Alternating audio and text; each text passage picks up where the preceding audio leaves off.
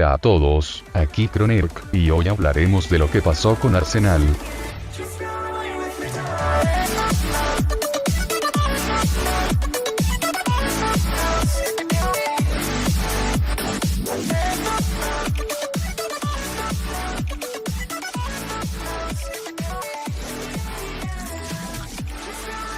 Bueno, como primera cosa, el juego contiene una gran cantidad de jugadores, que la mayoría de ellos son bastante tóxicos.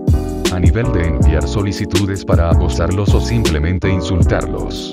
Arsenal fue un muy buen juego y competencia para los demás juegos, llegando al top de los más jugados en varias ocasiones, y siempre hay más de 10.000 jugadores al día, pero tristemente llegó un momento en que el juego empezó a cansar por la sobreexplotación de los youtubers, pocas actualizaciones o actualizaciones muy básicas, y también por la cantidad de hackers que hay en cada servidor. Los hacks que casi todos tienen son aimbot, que se usa para apuntar automáticamente a otra persona.